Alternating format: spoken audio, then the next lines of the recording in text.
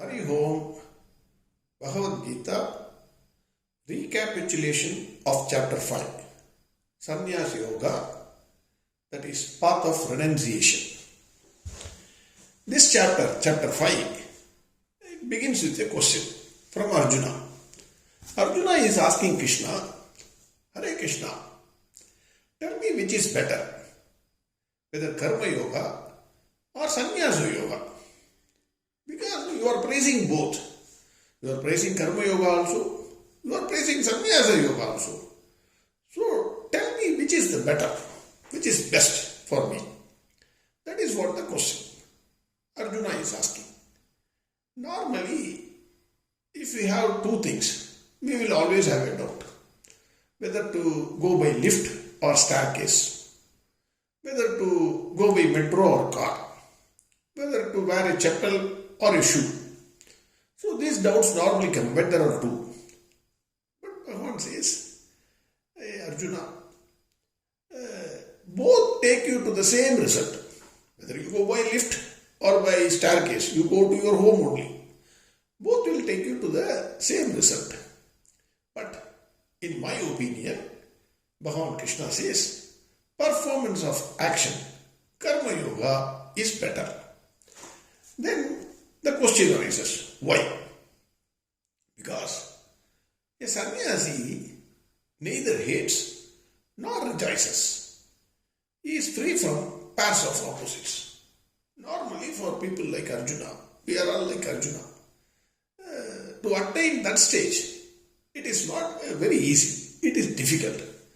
Bhagavan Krishna says, the immature, the people who are like a child, they only say, different results will come if you practice Karma Yoga, and another result will come if you practice Sannyasa Yoga.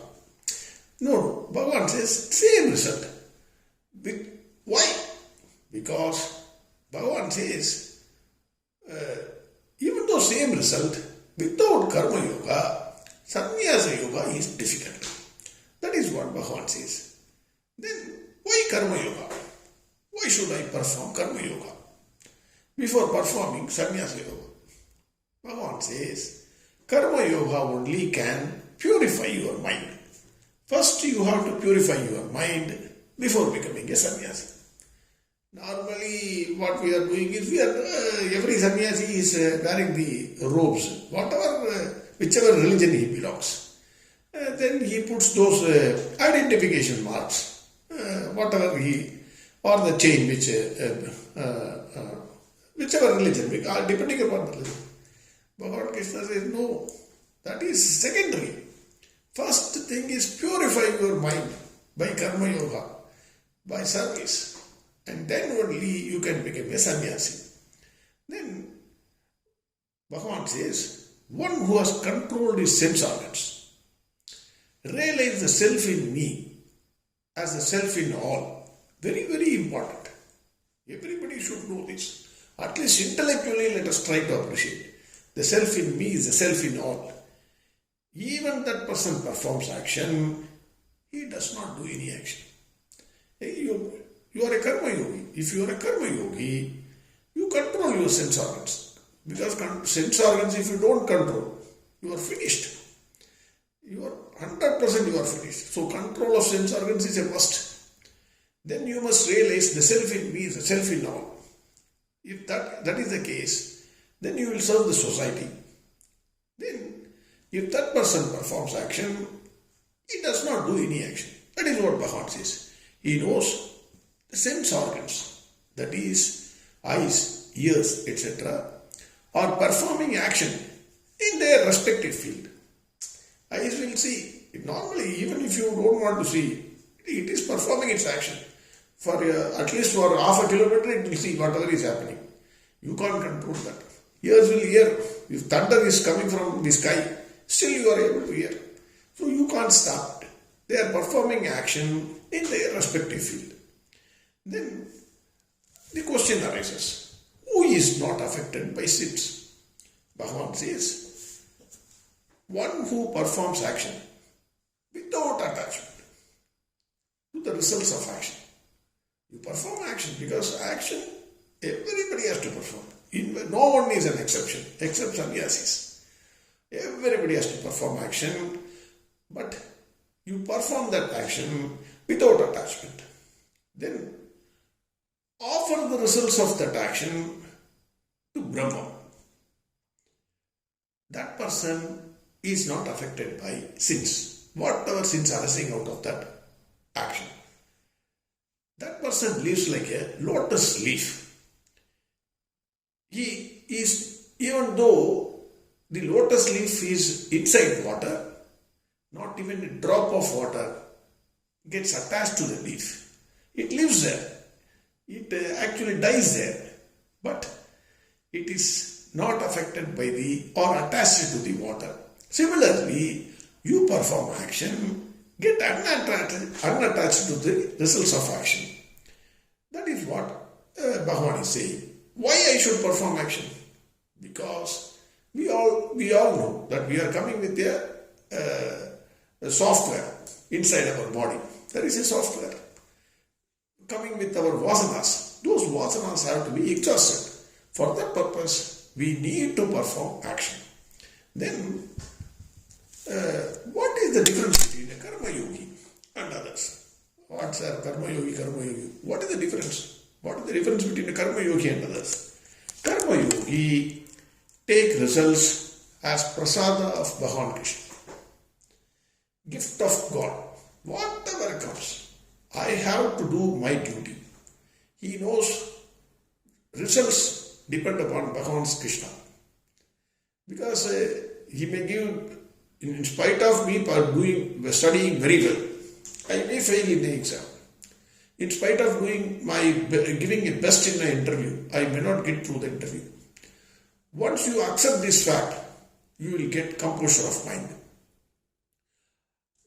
Others, what about others? Others, they think they are the cause for the result. They perform the action. They expect some particular result. Because of that, they completely suffer. Their mind gets agitated. That is why Bhagavan says, become a karma yogi, accept the results as gift of God. Then Bhagavan says, the individual, that is the self in our body, it is situated in a 9-gated city. Let us not again and again say what is 9-gated city. We all know. We have apertures, 9 apertures in our body. In spite of those 9 apertures, self is sitting inside. It remains happy in that body, the indweller. It performs no action. It is not bound by any results. Small example what we have seen is the self is like electricity. The bulb, the fan, the fridge, etc. are there. Without the touch of electricity, none can work. The moment it touches, then everything works. But the electricity is neither happy nor bound by the results of action. Whether the fridge becomes a heater and performs a different action, it is not bothered. My duty, the self is, it will touch that fridge and it will start working. Similarly, our self in the body, by its touch, it makes all of us work. But it is not bound by our actions or the results. Then Bhagavan says, our knowledge is covered by ignorance. Yes, that is absolute. Because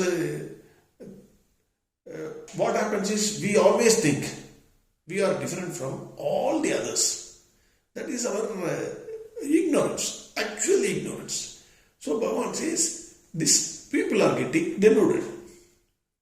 Then, if ignorance is destroyed, knowledge shines like a sun.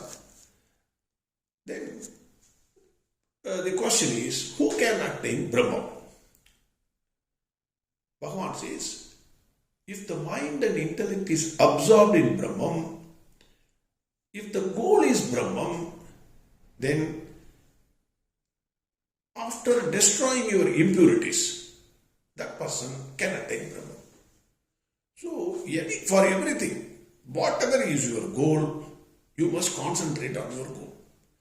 Without concentrating or you are giving 100% towards that goal, you cannot achieve that goal. This is true for every field. Similarly, Bhagavan says, who attains Brahman? The mind and intellect is absorbed in Brahman. That person's goal is Brahman. His impurities are destroyed. That person attains Brahman. Then, what is the vision of that sage? Who attains the stage of Brahman? That is, who is a Pandita? Bhagavan says, we have seen, this is a very important verse. Vidya Vinaya Sampanne Brahmane Gavihastini Shuni Chaiva Swapakecham Pandita Samadarshinagham. What is the vision of that sage? He sees whether you are a Brahmin, whether you are an animal, cow or elephant or a dog, or whether you are a dog eater, he sees the same self. He sees absolutely no difference. Absolute no difference in everything. That is the vision of that person. A jeweler, whatever gold jewelry you go take it to him, he will see the gold in that.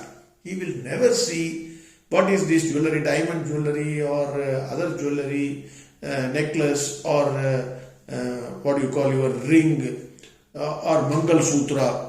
A jeweler never sees all these things. He will see the purity of the gold. He will see the gold only. Everything is made out of gold. For him, there is no difference. He will not even mind what is this. He will take it. Similarly, the sage who had attained that vision, his vision is, he never sees the elephant, cow, dog eater, this fellow is an intelligent fellow, idiotic fellow, stupid fellow, mad fellow. Nothing. He sees only the self, like a jeweler. Then, what is his mind? That person's mind neither rejoices nor grieves on anything. Who has attained that stage? Then, how can he do this? That question comes. He knows that worldly attachments are temporary. That person knows whatever we are enjoying in our today's life, all are temporary, including our body. Only we are given some space. If you take the world space divided by the space occupied by us, negligible small portion, like a dust, and you are given a time, only that much. Having known this person is not attached to anything, any of the worldly objects. He gets unattached and meditates on the Brahman, which is permanent. That is how he gets that vision. Now, the question is, how to be happy? Bhagavan says, almost several times, again and again and again and again and again, Bhagavan says, even if the students of Bhagavad Gita gets irritated, you have said several times, Bhagavan again and again says, control your desire and anger. These are your enemies. Kama yesha, krodha yesha. Control your desire and anger. Control your desire and anger. Several times he has said this. So Bhagavan says, how to be happy? Control your desire and anger. If you control your desire and anger, you will not have any agitation of mind. Calm mind is an happy mind. You can check yourself. Whenever your mind is not agitated, you will be happy. Then the next question comes. How somebody can be happy without desire or anger?